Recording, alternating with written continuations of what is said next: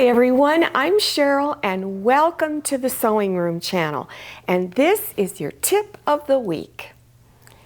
When you're working on a large project, let's say you're working on a really big long table runner or a big blanket or quilt, a tablecloth, something large, even clothing, a long dress, a heavy coat, whatever it is that you're working that's big. And do you have problems feeding it through your machine to where your stitches are even?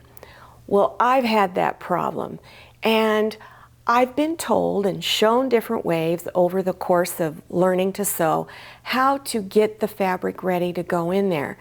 But none of those methods ever worked very well for me. I have a hand issue. My right hand doesn't work very well. So that added even more problems. So I'm going to show you some really easy tricks to get that fabric to go through where your stitches are even, your arms are not getting tired, your back and shoulders don't ache. I'm going to use this table runner as an example. It's already completed. One of the problems that people have is when they're at their machine and they've got the table runner, it's hanging over the edge, and the weight of it causes problems. The feed dogs, the little teeth that are underneath your presser foot, that's what moves the fabric. And if your fabric is too heavy, the machine isn't powerful enough to pull it through. This isn't a big industrial sewing machine. So here's how I do it. I lay it out and I roll it up. So here I've got it all rolled up. So now I'm going to place it under my presser foot. And what I'm going to do is, as I'm beginning to sew, as I get up to where this is rolled, I unroll it and continue sewing again and unroll it. And I do that all the way down. And then you can turn it around to do your other side. When you want to do these shorter ends, I put it underneath like this and place it here. Or if you want, if it's easier to control from this side, put it here. Because anything long is going to fall over your table. Now, if your table is really close to a wall and you've got something large, you really need to move your table away from the wall a little bit. If that's not possible, if you have a dining table, or even if it's a small kitchen table, move your sewing machine to the larger table because it's going to make the process much easier. If you've got cotton batting in your project, then you should do quilting stitches. And I'm talking about big, large things, not small little bags. So I still leave it rolled up, and let's say I want to do stitches going this way, then I will do it, move it over, unfold, do the stitching, move it over, unfold. And then if this is really long, when you get out this way and it's starting to hang over the edge of the table, you roll this end up like this, and then of course this side is rolled. You do your stitches, you can control your fabric with both hands. And then of course, you would roll up, unroll, stitch, roll up, unroll, and it makes it much easier. Let's say you're about to do your quilting stitches. And so there's a process you need to go through, and it's really simple. It's just simply rolling it up. So you want to take one edge and begin rolling it up. Now I've got it all rolled up. So there's several different ways you could put this into your machine, whatever's most comfortable for you. This particular sewing machine that I have is a quilter's sewing machine. The reason why it's called a quilter's machine is it has a really large workspace down in here. It's really big. If it's not a quilting machine, it's going to be smaller and you might have difficulty putting your quilt in there. So here's one way of doing it. You put the rolled edge over inside this area here. Then take the other end. You don't want to leave it hanging over the edge of your table. You want to fold it like this. And then you begin the process of doing whatever quilting stitch pattern you want. And then as you get closer, you unfold it a little bit and continue sewing. And just keep unfolding it. Then when you've got that space covered with your stitches, you unroll it like this and then fold it across and continue the process. So that's one way of doing it. Let me show you another way.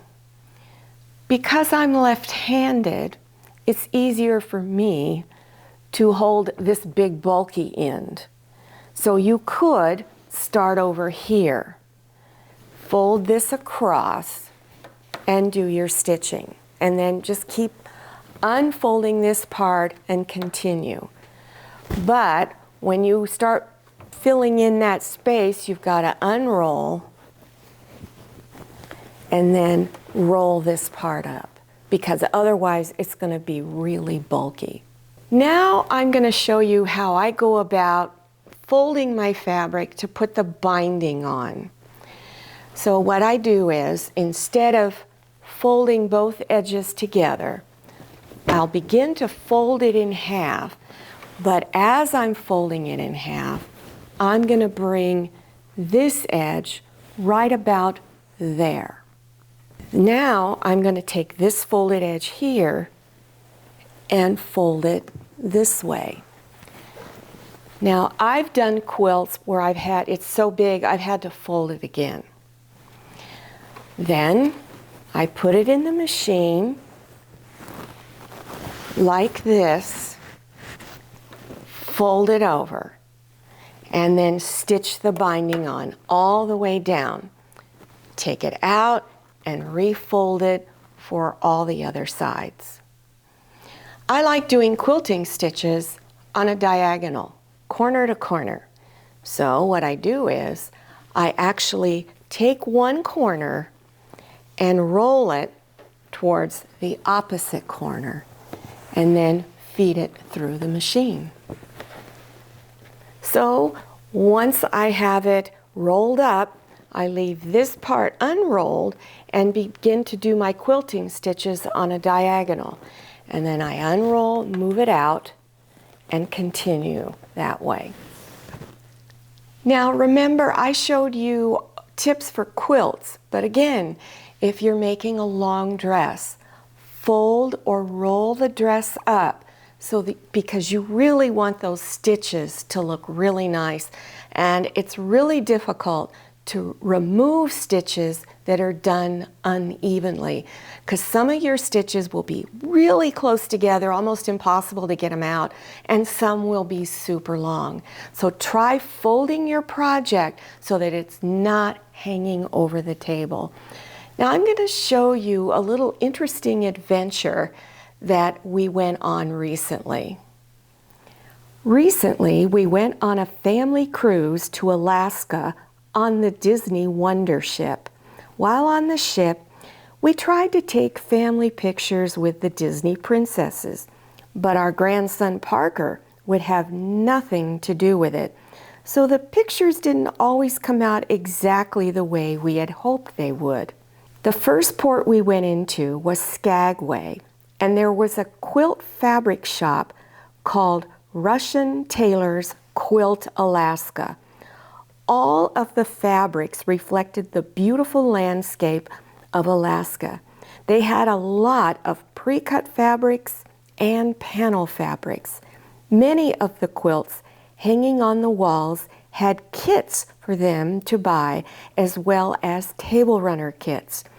Just before I left the store, one of the ladies working in the store showed me a beautiful quilt she was currently working on.